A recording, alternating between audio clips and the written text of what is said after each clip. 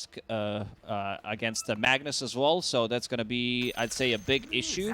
And also, not having BKB piercing abilities against Pango. Sure, there's RP, but I don't think in terms of execution you're going to be able to get the most done there. Inside Wukong's, Pango can die if you're not being careful. But a lot of damage. Well, I'm a big fan of Dark Willow. I want to see this hero being picked more often. What's happening with the chat? There's a lot of talking going on. There was talks of it being 2019 again, Ember versus Monkey King, and now Bramble Maze. And okay, they'll navigate it. Don't have the twin brothers blocking the maze. But, yeah, a little bit of talk going on. We in 2019, okay? Ember versus MK, revenge time. And then a double spam of Lyrical's voice line. What's the worst that could happen? Looking at these odds. Very close. I'm not surprised considering how close was the first game. Yeah. Back and forth, a lot of action. Minute 60, then the game just breaks completely, pretty much. Yeah, those odds brought to you by esportsbet.io, and now we're past the horn and ready to go. So let's see. Can OG force 3 games? It certainly felt like they had their time to win game 1. But Liquid, they're top of the ladder for a reason, right? Yeah, Liquid just feels to be on another level when it comes to teamfight execution, spellcasting, moving around the map. What I liked the most in the previous game is how they kept farming, like kept out farming OG, spread out on the map.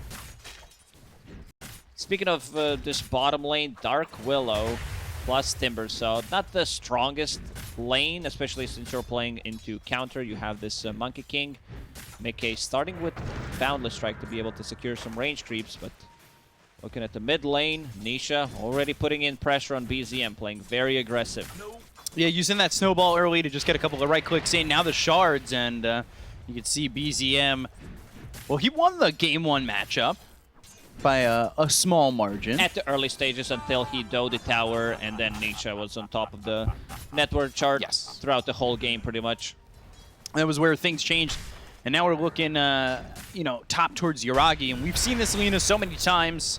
Falcon Blade, Maelstrom seems to be the standard. Yeah.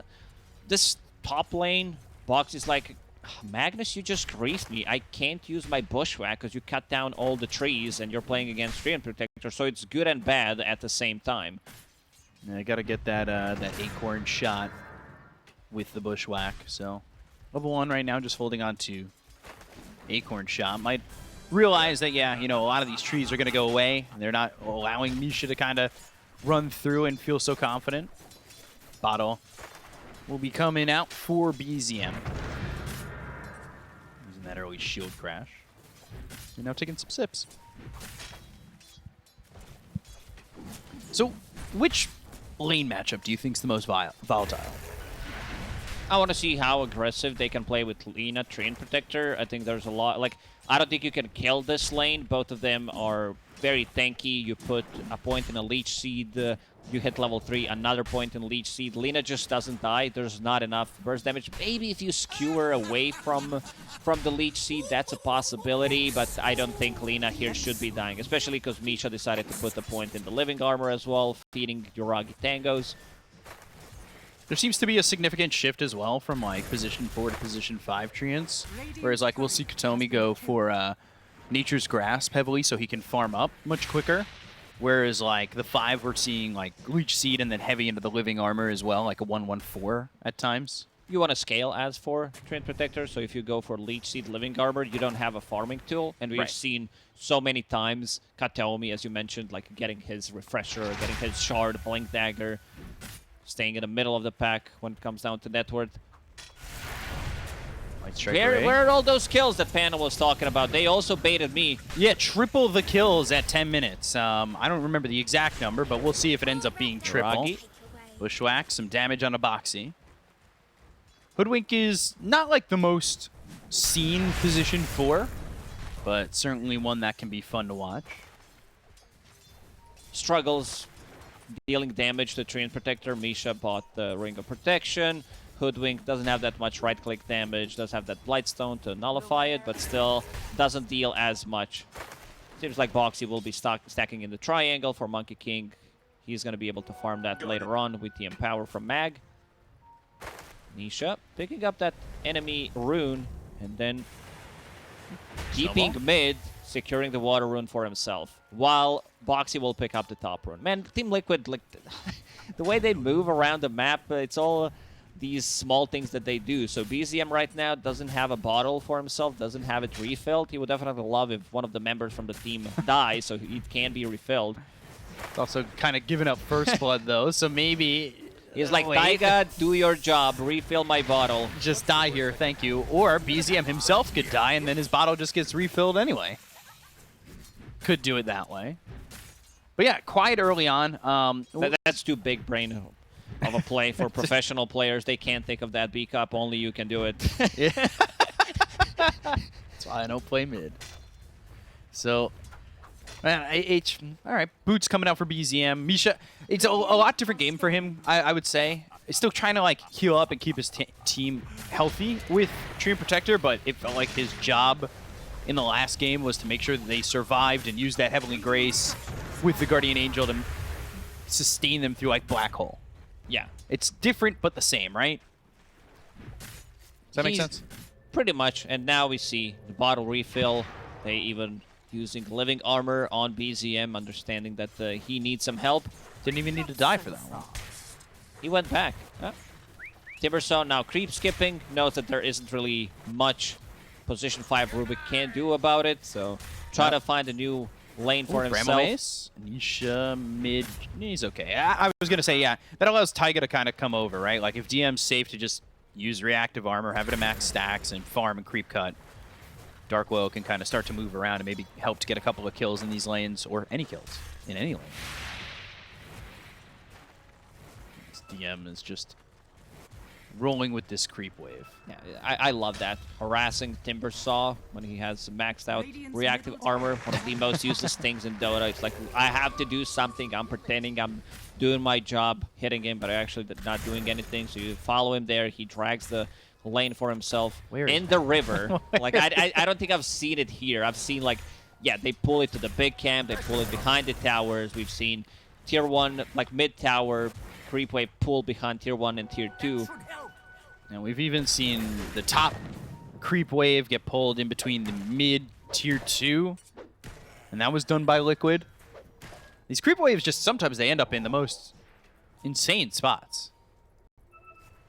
Ragi's going to hit 6 soon in this top lane, and he really hasn't been touched. He's got that Falcon Blade already. What else does he have coming through? Boots, and then it should be that Maelstrom.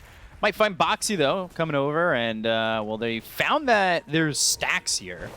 So I guess the question becomes, do you want to allow these stacks to stay? And they did place an OBS to kind of keep some vision on it. OG could steal the big camp. They can't steal the Ancients with Bango. He can get in there, swashbuckle, shield crash, but they need someone extra.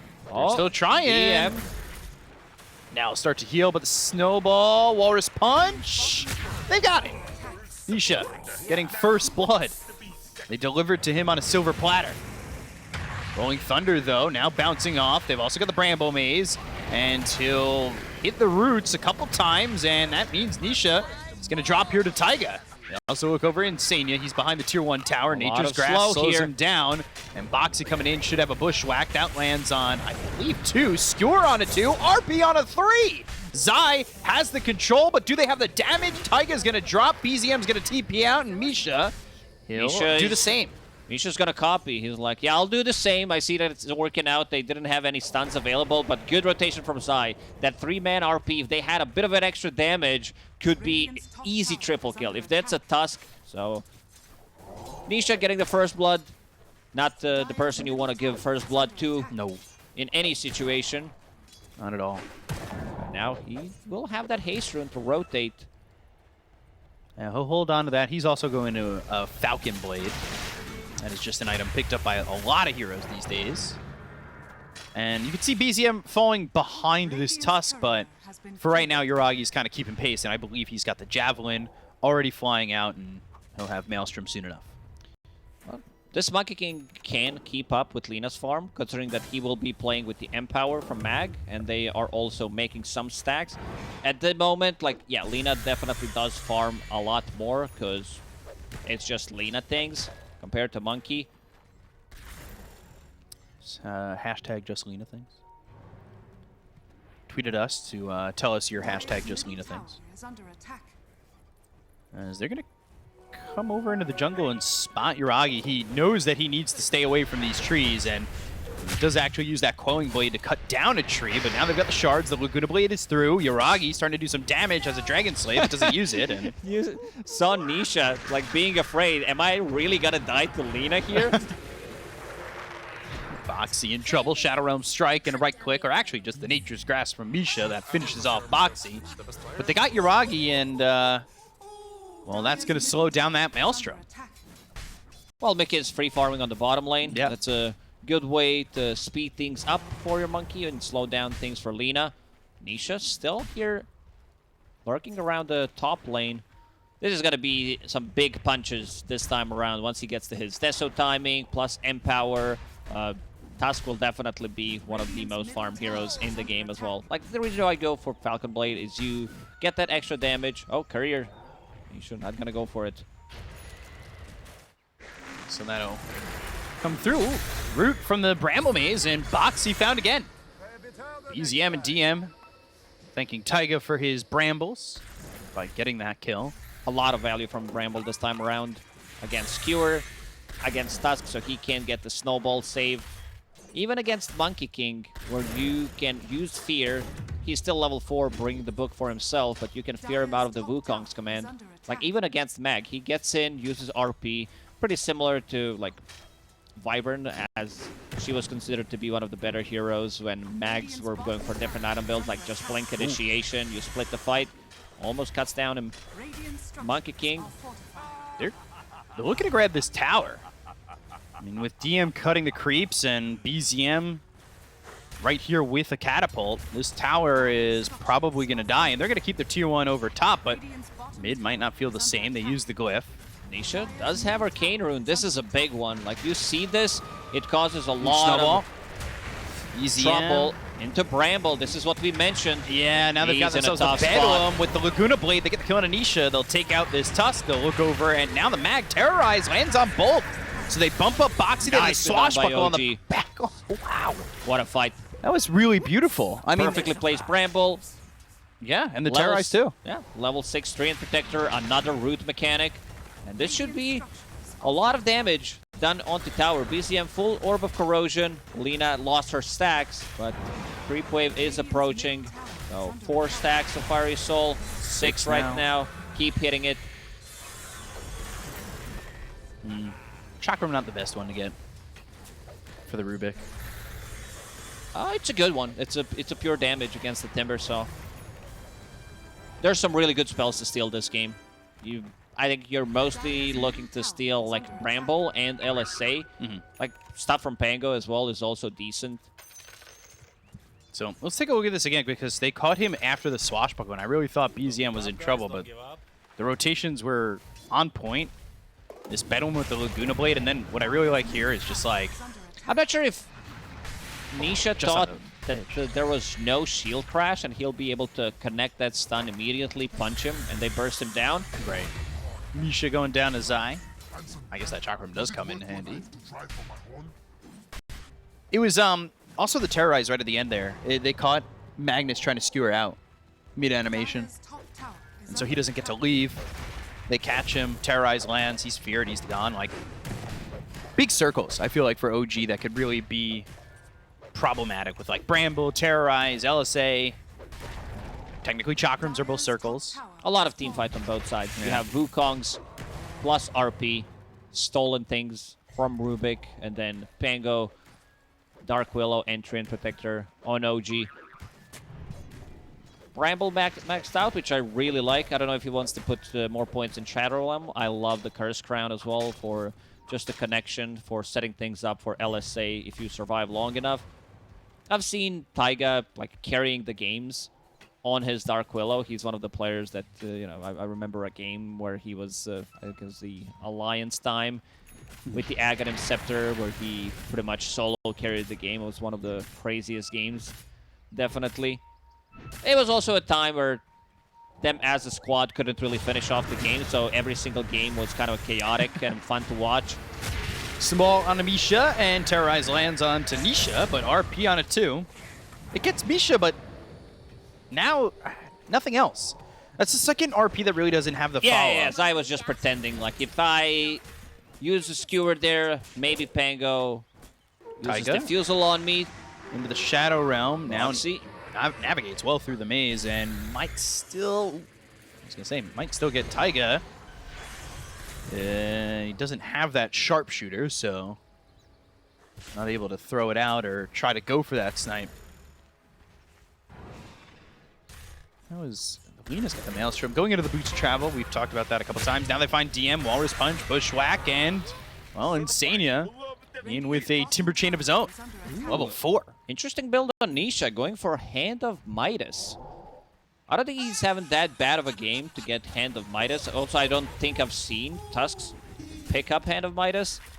I guess you get extra attack speed, and you will also have an amp power. They blow him up. Yeah, this Overgrowth, I mean, it doesn't look like it's going to get him anything, and I say that, though, as Taiga makes the rotation. They at least get one, and that's okay, but you lost BZM, and that was due to the Timber Chain again with the Sharpshooter. Like, they just have so much damage when they have that level 4 Timber Chain.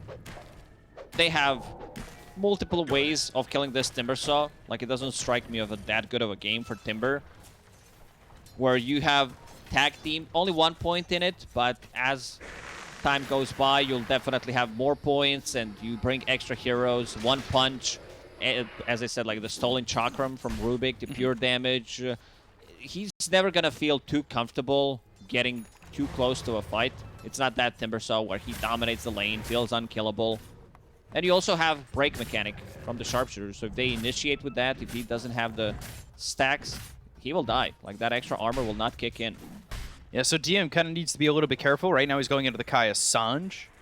So that'll be the build for him. And, well, he's bottom of the net worth for all the cores by a good margin. Kind of makes it a little bit worrying in what he'll be able to get in terms of items, right? Because when you pick up Timbersaw, you kind of expect him to be like this utility frontliner for you. I don't know if he's going to feel comfortable. He will need to get in. They do have a save, Overgrowth. Also Terrorize. Insania? He knows something is up. Reads the map really well. How's Yuragi doing on Lina? He's one of those Lina players that doesn't really like to get a BKB as his third item, fourth item, whatever you want to call it, after he picks up Boots of Travel. Right. He is playing into, like, Punch, RP, Wukong's command, so maybe he wants to keep the distance. I think this Hurricane Pike in this situation is much better than a BKB, but I also seen games where he doesn't even get a BKB, like just straight up Lincoln, so he has a bit of a different thinking. And also keeping that level 1 point in LSA. Playing against Rubik, you do not want to give him out that easiest stun setup for him. Yeah, so far 1-1-4-2 with 4 in the stats. A little bit different from what we saw, right? Like, sometimes you'll just take the 1-4 even against the Rubik, but going 1-1-4-2. I think it also comes down to him not joining the fights. It's right. more about the farming. So if you use LSA more often, that means you're spending more mana. And if you go for stats, you have more damage and more mana. So it's more efficient farming tool. Yeah, I like seeing the little intricacies between Lina players and Lina matchups. It's always interesting to see because this hero is picked up a lot. Pretty sure is the most contested pick throughout the DPC of all regions. And when you watch a hero like this in multiple matchups, it's cool to see when things change.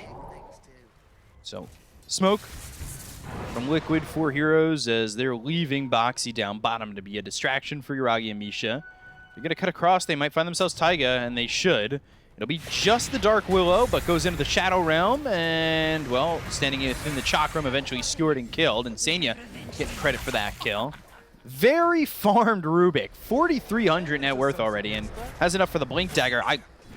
We've talked about this. Blink or Force Staff, what do you want to get here for the Rubik? And He's very greedy on this 5 Rubik. We don't even see 4 Rubiks get a Blink Dagger this early on, but if he feels like he needs to keep the distance, I think it's mostly about stealing the Overgrowth. I think that's the easy one to steal, because once Treant Protector gets in, and then you can stop Pangolier from rolling, you can stop Lina from attacking, so that's a pretty big one. I think this is why he decided to go for a Blink Dagger. There's really good spells to steal, so maybe he just values a Blink Dagger. And this one, Arcane Supremacy is maxed out, so cast on that Blink Dagger, and also cast range on his spells is massive. yeah, extra 250 and an extra 26% spell amp from that at level 4, so gonna really be able to blink. You can see the distance there. He blinked out of the map. Like he's in game 3 already. Well, that sounds like maybe you think we're going with game 3 right now. OG, they're trying to force that to happen, and kind of sitting close to each other. Zai does have blink, and he'll have the RP. That's on to 2. Skewer, Bramble Maze, Walrus Punch, and Sharpshooter. They get the kill on BZN. They'll throw the Overgrowth. They've got the Fear from the Terrorize. They get the kill on Zai. They'll look over the rest, but the Stolen Overgrowth lands on a 2. They don't have a lot left, but they did already get the kill on Anisha as well as Zai, so a good turnaround there from OG. And they lose BZM, but I think that's okay. That trade's fine. It's an okay trade for OG. Looked like it might be even more casualties in this one. Zai finds an opening again. Man, Zai's positioning and understanding when he needs to go in with these big teamfight ultis. He's the one who's starting the fight. Maybe it's going to be easier because like both supports are not the front line. They want to keep the distance, so someone needs to get in. Right. Once, and we can see the difference. Like Tusk is going for BKB in a lot of situation. Nisha, he doesn't prioritize BKB. Mostly it's the Deso build where he wants to get in, punch one guy, delete him from the game, and then they play 4 versus 5. But I think he's feeling that needs to be that front line. Run in and not care about the spells that they throw at him. Yeah, because he just changed the order. Yes, exactly. Yeah. So, good call. Good shout on that. As it also depends if the next game, if the next fight goes their way, pre-BKB, then they maybe kill Roche, and he was like, well, I can get away with this, so. Yeah, we'll see. We'll see where that kind of turns out, because you could see right now, in OG, they're the ones sitting near the pit. But are they the ones who really want to initiate Roche 5v5 and smoke in there, or do they want to be picking somebody off and then maybe getting themselves a chance at the Aegis? So they'll push the top tier 1 in, and you can see Yuragi's just able to siege it out of range and take it for free. Le Balance, look at that. Lina with the Grobo, Hurricane Pike. I like your French. Is it La Balance or Les Balance? Le Balance. Telekinesis onto DM, and they're trying to catch Insania, but there's that Stolen Overgrowth. That lands onto the Trine as well as DM on this Timber Saw. Wukong's, he's stuck thanks to the Bushwhack. Timber Chain's out of it. They get the kill on Insania. They'll look over as the Overgrowth now on Zai as well as this Mickey Monkey King. They took out Taiga, but they end up losing Zai. They'll buy back on Insania. The Snowball comes in. They'll get the kill on Yuragi. Laguna Blade, but BZM, you said he needs to watch out within this Wukong's as he's sitting under half health. DM, Misha, as well as BZM. Can they clean up? Rolling Death doesn't land. Boxy getting low. Misha starting to right-click away. Has the Swashbuckler to get the kill, but they've already taken out the Timber Saw. Blink, they're going to pick up a haste, and Misha's gone. Only one buyback on their side, fighting inside the Wukong's command, and looking at the fight recap, Monkey King, almost 6,000 damage done in that one. It's almost same amount of damage as the whole OG squad. Yeah, they really, I think OG got a little bit overconfident in their positioning on this, because it all starts with a little bit of poking, prodding, and just... They're also fighting underneath the ward. Yeah. This whole duration, Liquid has the high ground ward, and they have spells to keep them inside Wukong's command. Another good RP from Zai that just pulls them in. He's been so patient. We've already praised him so many times. There's, I don't know how to say it even more, you know, that Zai's playing really well. Yuragi's just not able to output damage. You see what I mentioned, that BZM gets inside the Wukong's command during the Rolling Thunder, and he's like, well, I'm losing HP. I can't really stand in there. Yeah, you know, you're calling a lot of things right, because you said based on that fight would be whether or not we see Nisha buy a BKB or a Deso. then fight goes well for them. He buys the Deso. It feels like, well, I can actually kill those heroes. Zai blinking in. Gets stuck. Yeah, now he's on the low ground. Cursed Crown. That is, well, going to be with the Dark Will having that shard, so the Cursed Crown around it. But again, to Wukong's command, they look over DM with the Timber Chain as well as the Whirling Death as they kill off Zai. They'll look for the Sharpshooter. Yuragi's already on the run. The Chakram DM, he's here with BZM. They get the kill on Anisha. They're going to take out the Tusk once again, but Mickey cleans up Taiga. So now Cursed Crown, that lands, throws some brambles on him, and they're going to look to get this kill on Abike as they'll take him out, even with the Jingu going off. So now a fourth with the Laguna Blade hitting Boxy. That's 4 heroes down on the side of Liquid, and Sanya can only just run.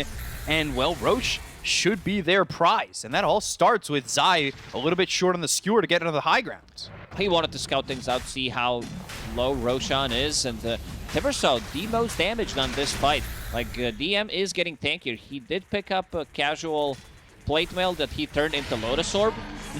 And having Living Arbor in a fight, so he definitely feels much more comfortable getting in, setting things up, and some really well-placed Bramble Mazes in the previous one. Also having a Aghanim Shard upgrade on the Curse Crown, so... Whoa, not Zai! He just used RP, he missed it because of the Hurricane Pike. No, I didn't see that. I hope others also didn't see that. If we have a glance, I'd love to see it because that was really... That was fast from Yuragi. It's if we want to see it again, it's a good content for OG's Twitter. I mean, it really is. That was really cool. Ooh, Bushwhack on a 2. Oh, the Stolen Laguna Blade. Oh, it's Sanya. All right, take it out of the Aegis. I like that. As Misha, DM, searching. Gonna cut this creep wave to try and get a tier 2 tower bottom. Aegis already used, so well done there by Liquid. But OG still kind of feeling themselves. They've got a 3K net worth lead, and by getting this tier 2, they'll open up the outpost. Liquid in the next fight, like, they need to get the damage done, because you see the power of this Dark Willow, Pangolier with his lucky shot, all these brambles. They need to get in, and they need to kill 2 heroes during the Wukong's command. Because once Monkey King loses his BKB, he doesn't have way of dispelling things. And speaking of that, he is going for Manta Style, which I really like, man. Carries, they hate playing into Treant Protector. Zai, that was awesome too. You see that skewer into the Walrus Punch? Ooh, double damage for Nisha. They're definitely, like, they can still farm a BKB on Nisha and have double damage for the next fight. I don't consider myself the best player. Just spamming that Team Liquid line. I'm pretty sure that's Nisha, right? That line? Yeah, sounds about right. Which is also not true. Yeah, he's wrong. You are the best player. Exactly. Win probability 47% for Team Liquid, 53 for OG. Mindbreaker. Ooh, that's a good one for Pango. They sent it back, like having a sound. Remember when it was disarm, silence, minus armor, everything on the lucky shot? Yeah, but Royal Jelly's the broken one. Let's get that out of the rotation. Come on. You know. They should know something is up, because they just showed the creeps, and the Ring of Aquila buff was on the creeps from Monkey King. So sometimes, like, spotting these small things can, like, you've seen, like, even professional players, they sometimes misplay, use a courier, and smoke is revealed, but also got to be careful with the auras. Timbersaw, by the way, almost having that Ags. Yeah, you got to be careful. You usually see, like, smokes, they'll turn off Radiance if you've got it. Make sure you're not burning any creeps away. I don't think anyone has turned off Radiance in the last year, because that item is not Nobody buys purchased. it. Except in that one pub that Lyrical showed us, the Anti-Mage bought it. Boxy goes down to BZM. They do have a sentry, blow him up. BZM even gets the bash. How's Lina doing? Again, something that I mentioned. Not going for BKB at all. So full Gleipnir, that's gonna be another route that they like. The heroes on Team Liquid, they don't like to play into route mechanics. One of the reasons why they're prioritizing it so much and going into Satanic next. Yeah, they really don't like the roots. Not big fans of Ginger. Another root. Continuing on though, bottom lane, they're trying to get this tier 2 tower, but the living armor is maxed out, of course, and they're just trying to keep this tower alive. And Zai waiting, just looking for an opportunity, maybe blink into an RP. Quickening Charm.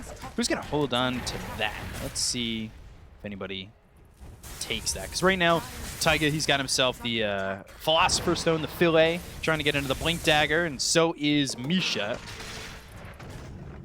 Ogre Seal Totem, Psychic Headband for Liquid. They still never got this tower. Well,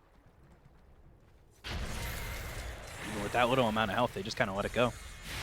Or let themselves not get it. Boxy, Gleipnir, and now trying to Force Staff.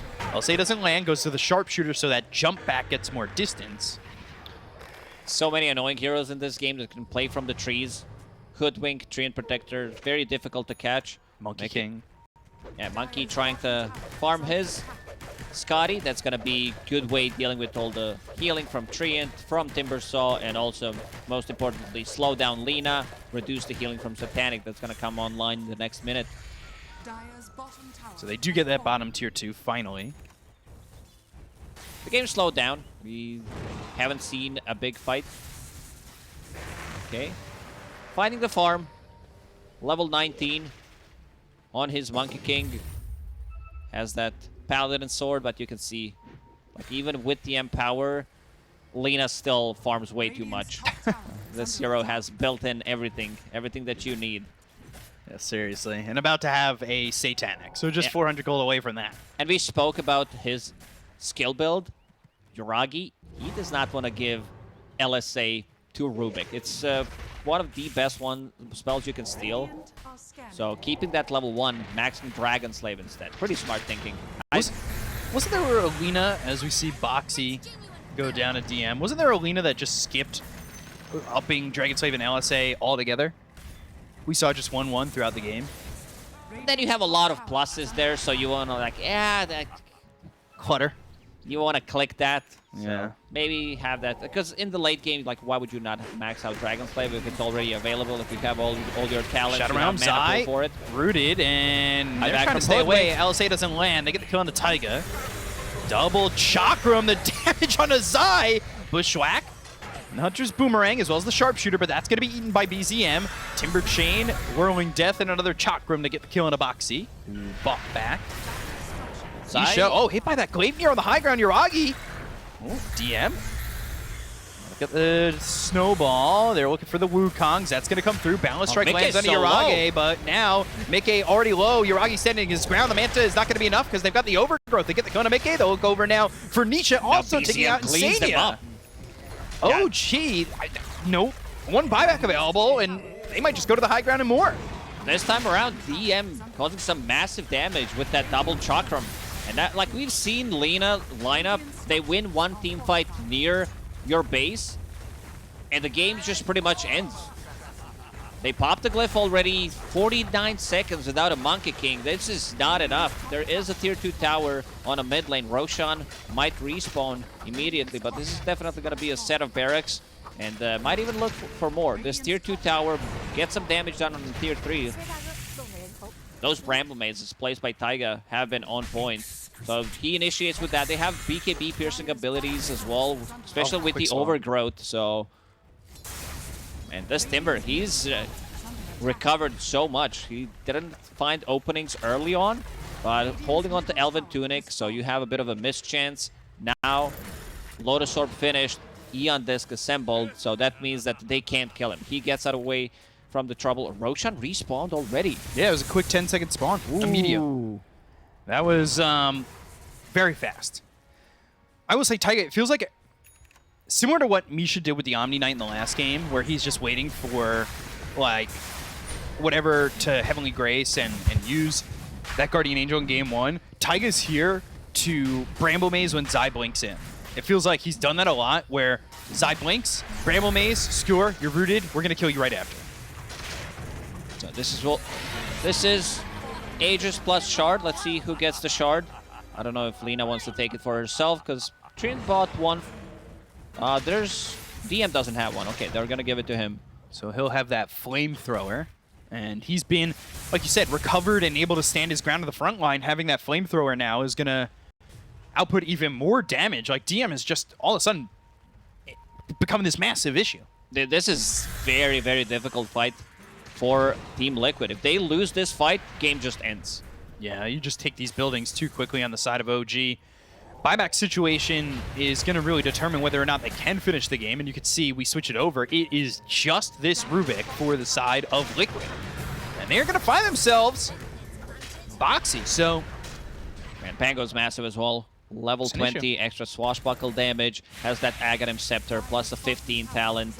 Once you get to this point as Pango, and he'll also bottle up Arcane Rune. Scotty now finished for Mickey. Oh! Ooh. I don't consider myself the best player. That was close. The lightning was hitting from that Gleipnir. So AC finished for Yuragi. Help him kind of stand his ground in these fights. Because he was in the Wukongs in the last one, and he felt comfortable. Oh, anti-combo. That is some anti-synergy, and he's going to combine the Aeon Disc. Now they're going to look over. They've got the bash. They'll disarm this Monkey King. It's time to go. No Wukong's command. They just... I don't think they have enough damage. The only thing they need to care about is this Skewer. So I think it's time to siege. The BKB, they get the kill on the Tiger. They'll use that Walrus Punch. They look over at Yuragi. They've got themselves a Skewer. They're going to try and get this kill onto the Lina, but they already took out Insania. Standing his ground, Yuragi trying to heal up, and now he won't have a Satanic for this second life. BKB from Mickey is going to run out, but they've got themselves the Timber Chain under the Whirling Death. They look over at Nisha. They've got themselves a Swashbuckle with the RP from Zai. Is it going to be enough? No, Mickey's getting low. He's not going to survive it. They'll get the kill on Zai. They'll take him out as well. They don't have buyback on Zai or Mickey, and now the high ground siege can commence again. Walrus Punch on Amisha, but there's the 4-step forward from Yuragi trying to get the damage out on Nisha. As the Hunter's Boomerang hits on a couple, they've got the Acorn Shot bouncing around, but it's just not enough. They'll look for the mid-center X. They got to hold for at least 60 seconds without this Monkey King.